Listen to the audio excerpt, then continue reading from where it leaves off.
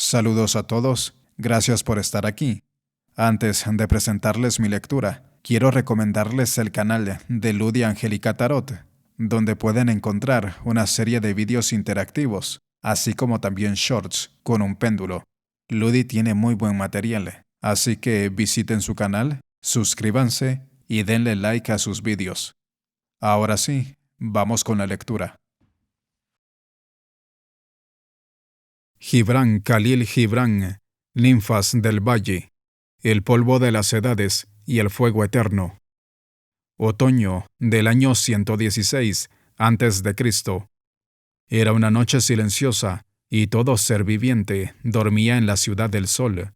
Las lámparas de las casas, esparcidas alrededor de los grandes templos, entre olivos y laureles, se habían apagado hacía mucho. La luna se alzaba en el horizonte, bañando con sus rayos la blancura de las altas columnas de mármol, que se erguían como gigantescos centinelas en la noche tranquila, custodiando los santuarios de los dioses. Estos centinelas parecían mirar asombrados y temerosos hacia los picos del Líbano, que más allá se alzan majestuosos en las distantes alturas.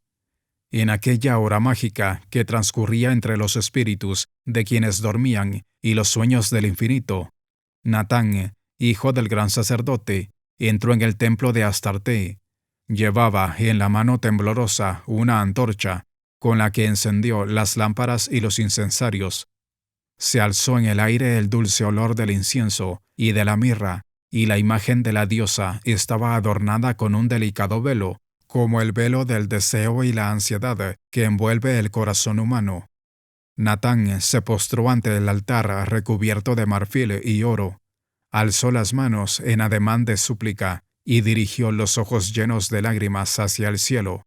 Con voz ahogada por el dolor y rota por lastimeros sollozos, exclamó: «Piedad, oh gran Astarte, piedad, oh diosa del amor y de la belleza. Ten piedad de mí, y aparta la mano de la muerte de mi amada, a la que mi alma ha escogido para cumplir tu voluntad. Las pociones y los polvos de los médicos no han surtido efecto, y los conjuros de los sacerdotes y de los sabios han sido en vano. Solo me queda recurrir a tu sagrado nombre para que me ayudes y me socorras. Escucha mi plegaria, mira mi contrito corazón y la agonía de mi espíritu, y permite que la que es parte de mi alma viva para que podamos regocijarnos en los secretos del amor y exultar en la belleza de la juventud que proclama tu gloria. Desde las profundidades de mi ser clamo a ti, sagrada Astarte. De la oscuridad de esta noche busco la protección de tu misericordia. Escucha mi súplica, soy tu siervo Natán, hijo de Hiram el sacerdote, que ha dedicado su vida al servicio de tu altar.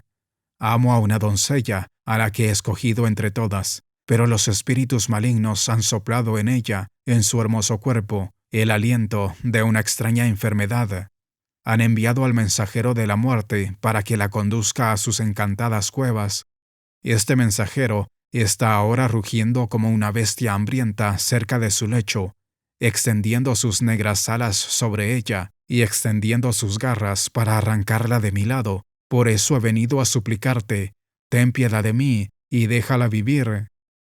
Es una flor que aún no ha vivido el verano de su existencia, un pajarillo cuyos trinos gozosos que saludan a la aurora se han interrumpido. Sálvala de las garras de la muerte, y te cantaremos alabanzas y quemaremos ofrendas para gloria de tu nombre. Tráenos víctimas a tu altar, y llenaremos tus vasos con vino y dulce aceite aromático, y esparciremos en tu tabernáculo rosas y jazmines. Ante tu imagen quemaremos incienso y agradable aloe. Sálvala, oh diosa de los milagros, y permite que el amor conquiste a la muerte, pues tú eres la reina del amor y de la muerte». Natán dejó de hablar un momento, llorando y suspirando en su profundo dolor. Luego continuó: «Ay de mí, sagrada Astarte, mis sueños son pesadillas, y el último aliento de mi vida se está aproximando. Mi corazón está muriendo dentro de mí, y mis ojos se llenan de ardientes lágrimas. Sosténme con tu compasión y deja que mi amada permanezca conmigo. En aquel momento, uno de los esclavos de Natán entró en el templo, se acercó lentamente a él y le susurró al oído: «Señor, ella ha abierto los ojos y te busca, pero no te ve. He venido por ti, pues te llama constantemente». Natán se levantó y salió del templo con paso apresurado, seguido de cerca por su esclavo.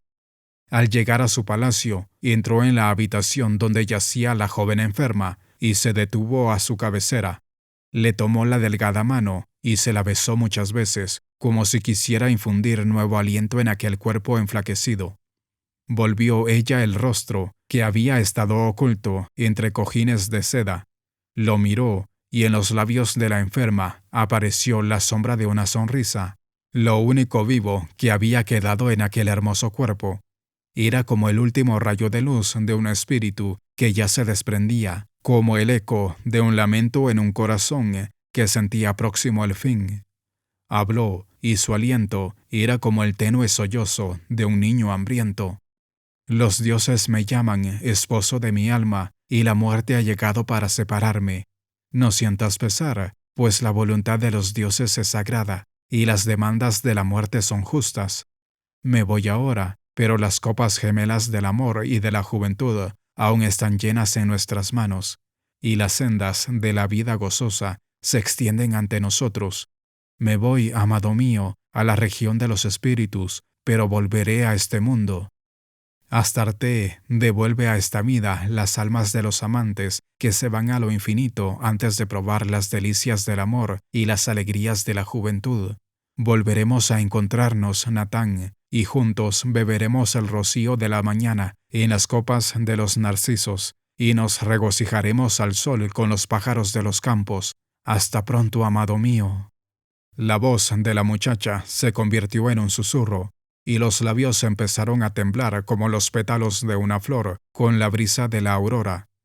Natán la abrazó, mojando su cuello con amargas lágrimas.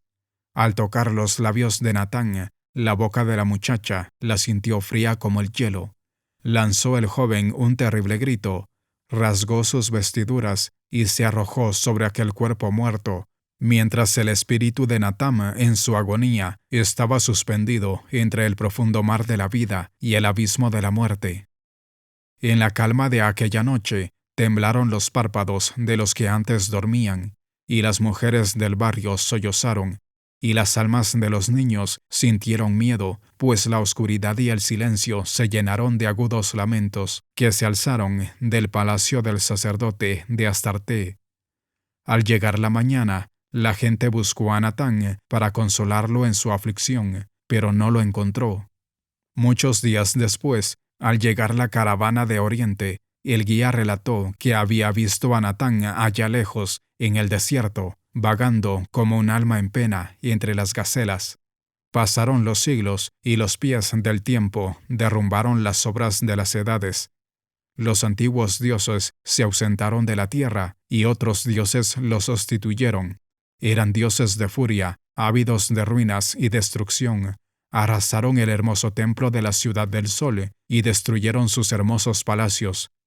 Sus otrora verdes jardines se secaron y los fértiles campos se convirtieron en tierras desoladas. En aquel valle solo quedaron ruinas, espectros del ayer que recordaban el débil eco de salmos cantados a las pasadas glorias. Pero las edades, al pasar y barrer las obras del hombre, no pueden destruir sus sueños, ni debilitar sus más hondos sentimientos y emociones. Los sentimientos y las emociones son perdurables, como el espíritu inmortal. Acaso se escondan a veces, pero solo se ocultan temporalmente, como el sol en el ocaso, o como la luna cuando se acerca la mañana. Primavera de 1890. El día estaba muriendo. La luz se desvanecía mientras el sol recogía sus ropajes de las llanuras de Baalbek. Ali al-Husayni conducía su rebaño hacia las ruinas del templo y se detuvo para sentarse en las caídas columnas. Parecían las costillas de un soldado que se hubieran dejado allí hacía mucho tiempo, rotas en la batalla y desnudadas por los elementos. Las ovejas se reunían en torno de él, paciendo y sintiéndose protegidas por las melodías de su flauta. Llegó la medianoche, y los cielos arrojaron las semillas de la mañana en sus oscuras profundidades. Los párpados de Alí se sintieron cansados de los espectros de la vigilia. Su mente estuvo fatigada de las procesiones de seres imaginarios marchando en el silencio profundo entre aquellos muros en ruinas. Apoyó su cabeza en el brazo al sentir que el sueño se deslizaba por todo su cuerpo y suavemente cubría su insomnio con los pliegues de su velo, como una niebla ligera cuando toca la superficie de un calmado lago. Olvidó así su ser terrestre y vio su ser espiritual. Su ser oculto se llenó de ensueños que trascienden las leyes y las esperanzas de los hombres. Apareció ante sus ojos una extraña visión, y se le revelaron las cosas ocultas. Su espíritu se desprendió de la procesión del tiempo que se apresura hacia la nada. Se erguió solitario ante las cerradas filas del pensamiento y encontradas emociones. Supo o intuyó por primera vez las causas del hambre espiritual que atormentaba a su juventud. Era un hambre en la que se conjugaban todas las amarguras y todas las dulzuras de la existencia.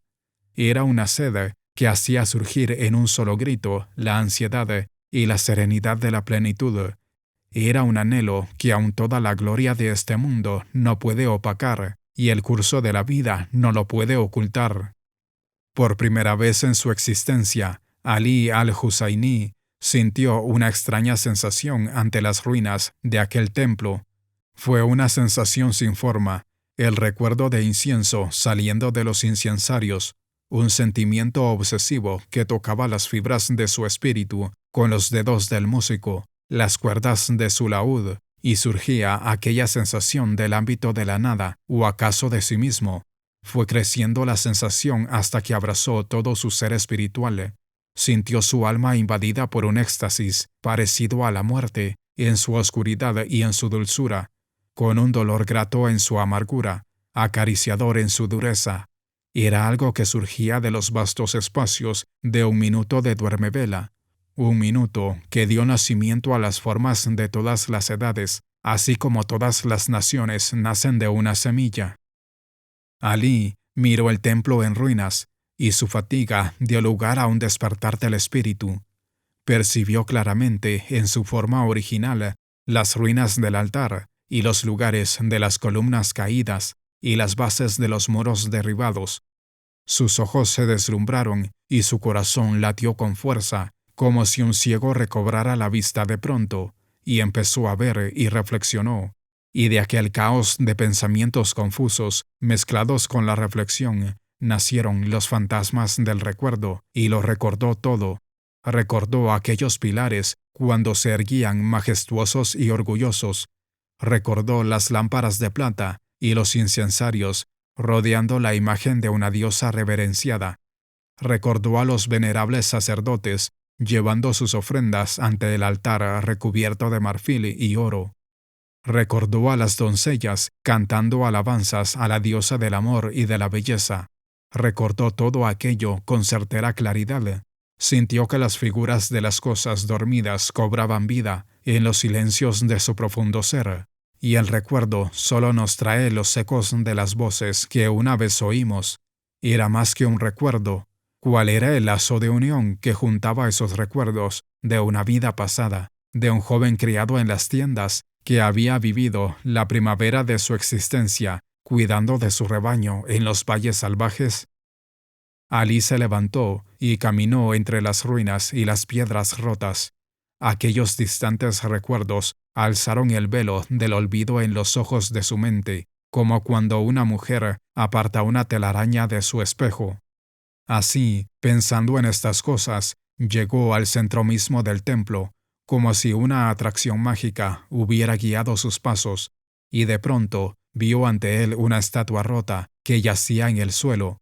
Involuntariamente se postró ante aquella imagen. Los sentimientos religiosos fluían en el interior de él, como la sangre de una herida abierta. Sus latidos eran como las olas del mar, a levantarse y caer. Lanzó un suspiro, sintiéndose humilde y reverente, Y lloró Alí, pues sintió una desoladora pena, una soledad inmensa y una distancia aniquiladora que separaba a su espíritu de aquel espíritu de belleza que estaba a su lado antes de vivir su vida actual.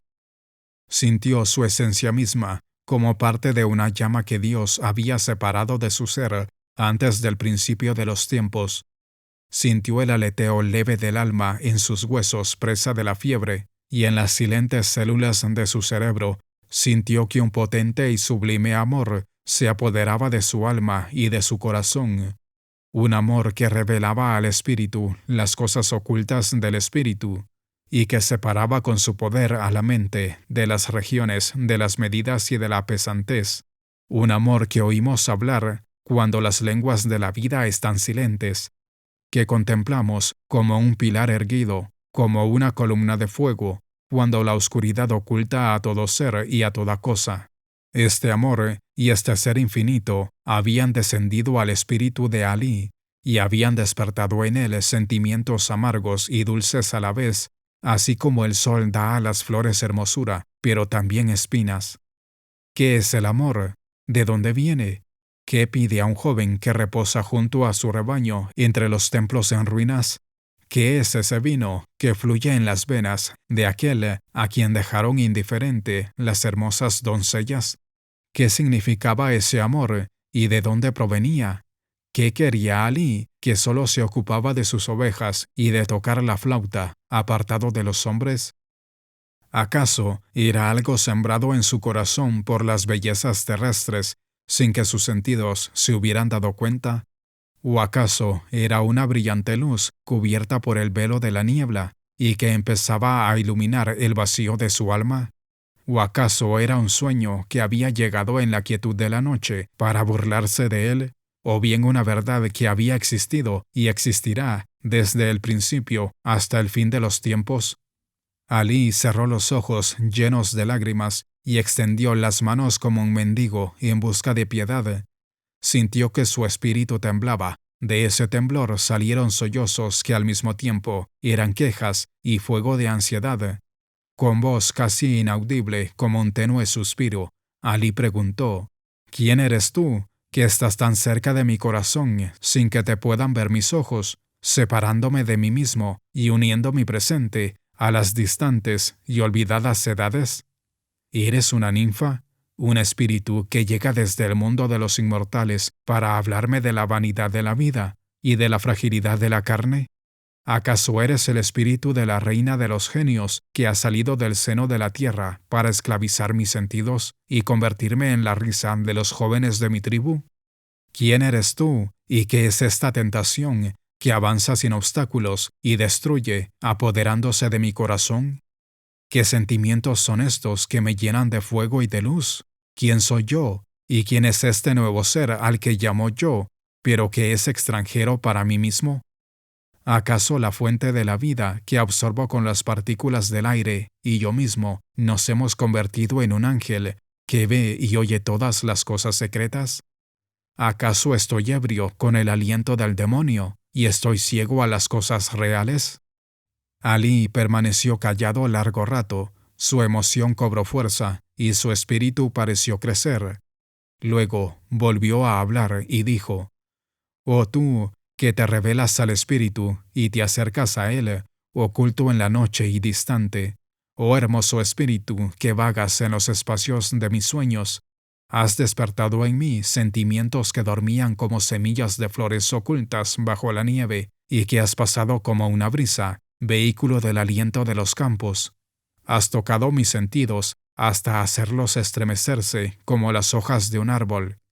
Deja que te vea, si acaso tienes cuerpo y sustancias. Ordena al sueño que cierre mis párpados, para que pueda verte en mi sueño, si estás libre de las ataduras de la tierra. Déjame tocarte. Deja que oiga tu voz. Aparta el velo que cubre todo mi ser y destruye la tela que oculta lo que hay en mí de divino. Dame alas para que pueda volar en pos de ti hasta las regiones en que se reúnen los espíritus, si eres un habitante de esas regiones. Toca con tu magia mis párpados y te seguiré hasta los secretos lugares donde moran los buenos genios. Si eres una de las ninfas, coloca tu mano invisible en mi corazón y llévame, si tienes el poder de hacer que te sigan tus elegidos. Así susurró Alí en los oídos de la oscuridad las palabras que surgían del eco de una melodía en las profundidades de su corazón. Y entre su visión y lo que le rodeaba flotaban los fantasmas de la noche, como incienso que saliera de sus ardientes lágrimas. Y en las paredes del templo aparecieron mágicas pinturas coloreadas con los tonos del arco iris. Así transcurrió una hora. Sintió regocijo en medio de sus lágrimas y se alegró en medio de su pena. Escuchó los latidos de su corazón y miró más allá de todas las cosas sensibles, como si las formas de esta vida se fueran borrando, y en su lugar apareciera un maravilloso sueño lleno de belleza y de imponentes imágenes, como un profeta que mira los astros de los cielos buscando inspiración divina. Alí esperó los próximos minutos. Su respiración anhelante se convirtió en un calmado aliento, y su espíritu pareció salir de él y vagar en torno de él, y luego retornar, como si estuviera buscando entre aquellas ruinas el espíritu de un ser querido. Despuntó la aurora, y el silencio tembló al pasar de la brisa. Los vastos espacios sonrientes, como aquel que duerme y ve en sueños la imagen del ser amado, surgieron pajarillos de las grietas de las ruinosas paredes y avanzaron entre los pilares, cantando y llamándose y saludando la llegada del día. Alí se puso en pie y se llevó la mano a la frente con fiebre. Luego miró en torno de él, como quien no sabe en dónde está. Luego, como Adán, al abrir los ojos ante el aliento de Dios, miró ante él maravillado. Se acercó a sus ovejas y las llamó, y éstas se levantaron, se sacudieron y trotaron calmadamente detrás de él hacia los verdes pastizales. Alí caminó al frente de su rebaño, con los grandes ojos fijos en la serena atmósfera. Sus sentidos interiores huyeron de la realidad para revelarle los secretos y las cosas ocultas de la existencia, para hacerle ver lo que había sucedido en las edades pasadas y lo que todavía tenía que ocurrir. Y la visión fue como un relámpago que le hizo olvidarse de todo y volver a su angustia y a su vago anhelo, y encontró entre él mismo y el espíritu de su espíritu un velo como una pantalla entre el ojo y la luz. Suspiró y pareció surgir una llama de su ardiente corazón. Llegó al arroyo, cuyos murmullos proclamaban los secretos de los campos, y se sentó en su orilla, debajo de un sauce cuyas ramas se sumergían en el agua como si quisieran succionar la dulzura del líquido elemento. Las ovejas pacían cerca de él, y el rocío de la mañana resplandecía en la blancura de los vellocinos. Al cabo de un minuto, Alí volvió a sentir que se aceleraban los latidos de su corazón y volvió a sentir también la inquietud de su espíritu. Como aquel que despierta a los rayos del sol, volvió la mirada en torno de él y vio que una muchacha que llevaba un cántaro en el hombro surgía de entre los árboles. Lentamente, la joven caminaba hacia el arroyo. Sus pies descalzos estaban húmedos de rocío, y cuando se aproximó al borde del arroyo, miró hacia la ribera opuesta, y su mirada se encontró con la de Alí. La joven lanzó un grito, dejó caer el cántaro al suelo y retrocedió unos pasos. Era la actitud de quien vuelve a encontrar a alguien que se había extraviado. Pasó un minuto, cuyos segundos fueron como lámparas que alumbraban el camino entre ambos corazones. Se creó del silencio una extraña melodía que envolvió a ambos jóvenes en el eco de vagos recuerdos y que los llevó a otro sitio, rodeados de sombras y de figuras, muy lejos de aquel arroyo y de aquellos árboles. Se miraron uno al otro con implorantes miradas, y cada uno encontró favor en los ojos del otro, y escuchó los suspiros del otro con los oídos del amor. Se comunicaron en todas las lenguas del espíritu, y cuando la plena comprensión y el pleno conocimiento estuvo en sus dos almas gemelas, Alí cruzó el arroyo, como guiado por un invisible poder, se acercó a la muchacha, la abrazó y le besó los labios, el cuello y los párpados. La joven permaneció inmóvil en brazos de Alí, como si la dulzura de aquel abrazo le hubiera robado la voluntad, y como si aquellas caricias tiernas le hubieran quitado toda su fuerza. Se entregó a las caricias como la fragancia del jazmín a las corrientes del aire. Apoyó la cabeza en el pecho de su amado como un ser lleno de fatiga y que al fin encuentra el reposo, y suspiró profundamente con un suspiro que expresó el nacimiento de la dicha y de la calma en un corazón solitario, y que expresó también el palpitar de la vida que había estado durmiendo y que en ese momento despertaba. La joven alzó la cabeza y miró a los ojos de su amado con amor. Era el lenguaje del espíritu, era la mirada de quien no se conforma con que el amor sea un alma prisionera en el cuerpo de las palabras.